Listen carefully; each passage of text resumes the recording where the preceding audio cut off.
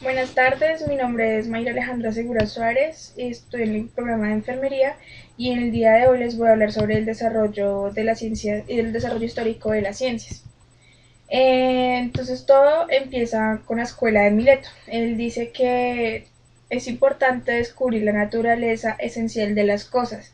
Él propone que todas las cosas están hechas de dioses, que las sillas, las camas, las mesas, todo está hecho de dioses. Anaximandro supone que el universo se encuentra sostenido por una especie de aliento cósmico llamado neuma. En la misma época tenemos a Heráclito de Efeso.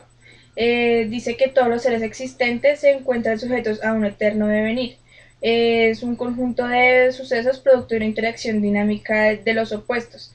Es básicamente el concepto de reencarnación.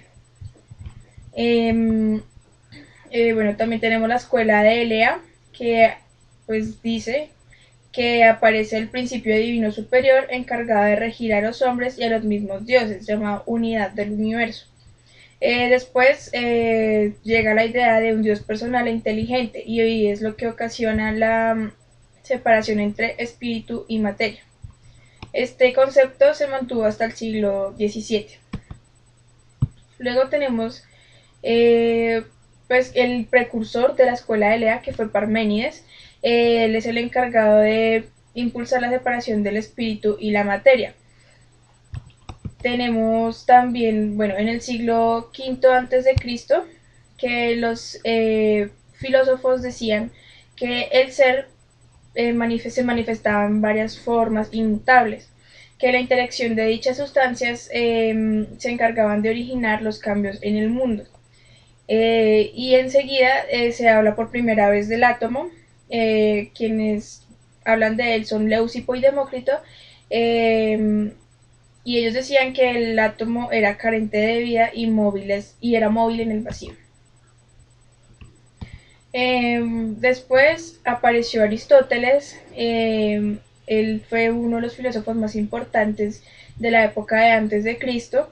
Eh, él se cuestionaba mucho sobre el alma de los seres humanos, sobre la concepción que teníamos sobre un Dios específico, un Dios único y personal, y también estudió mucho el comportamiento de la materia. El pensamiento de Aristóteles sirvió de base filosófica que después en la Edad Media la Iglesia lo utilizó.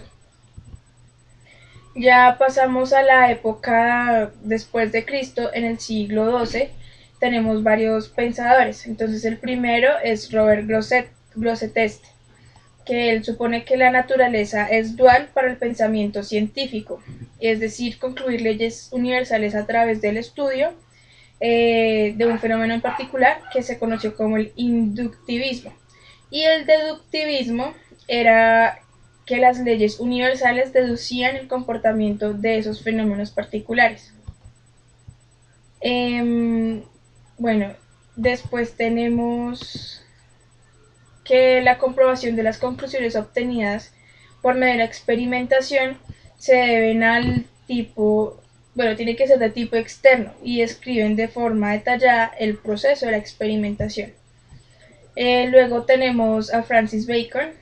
Él fue uno de los pensadores o experimentadores científicos muy importantes de la Edad Media, porque él retoma todos esos conceptos que se tenían de la experimentación científica y los convierte en algo diferente. Él cambia la naturaleza y el propósito de la búsqueda científica.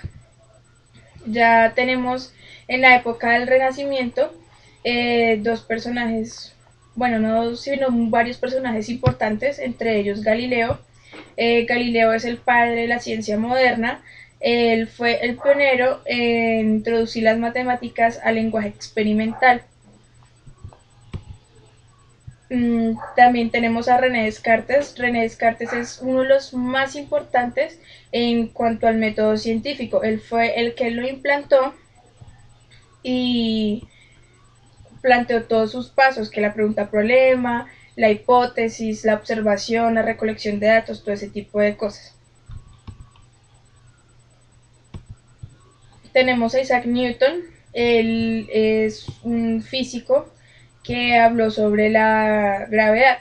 Él decía que pues había él seguía una corriente que era el mecanicismo. Él no creía en Dios, él decía que el universo se guiaba, se manejaba, se controlaba gracias a una máquina. Por eso de ahí la corriente del mecanicismo. Él desarrolló la formulación matemática de la visión mecanicista de la naturaleza. Eh, en su área, que es la física, él desarrolló 3 leyes que son referentes a la gravedad.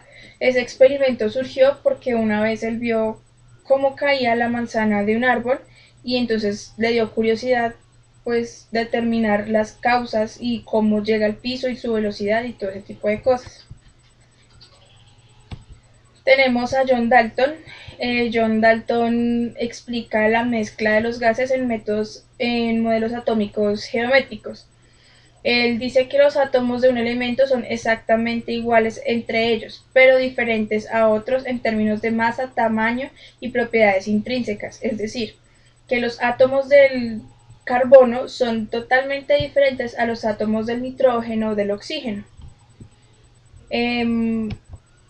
Bueno, ya pasamos a un ámbito biológico. Tenemos la teoría de la evolución de las especies. Esta teoría fue planteada por primera vez a comienzos del siglo XIX por Jean-Baptiste Lamarck. Él dice que las especies actuales somos resultados de la evolución de especies anteriores y que esto se da por el cambio que se ha generado en el ambiente.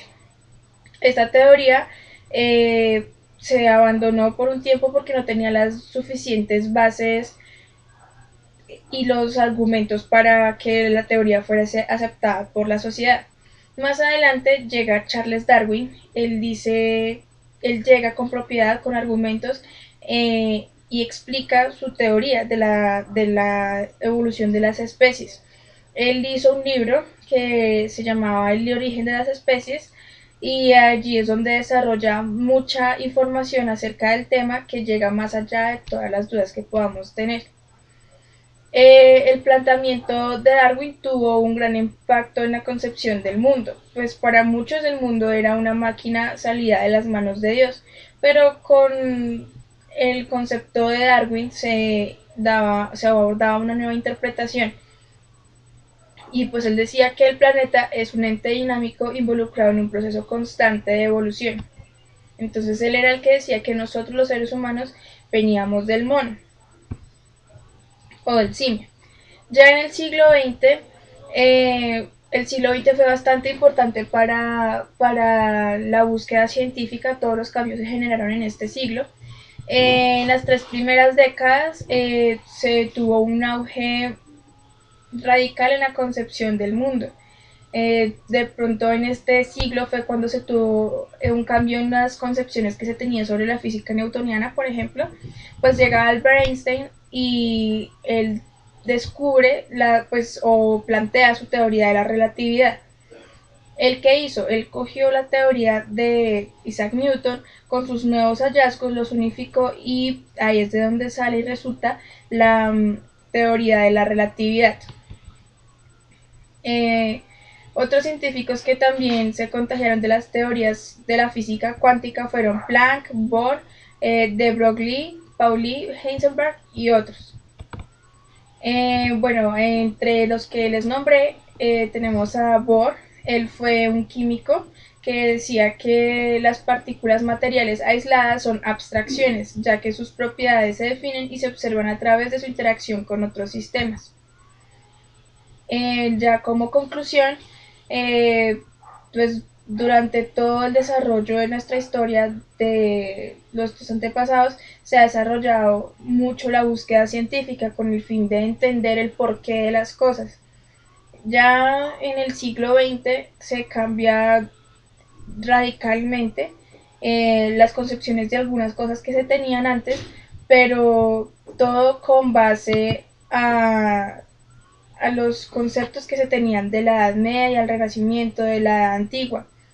Estos conceptos fueron muy difíciles de abordar por muchas personas, pero fáciles de aceptar por otras. Gracias.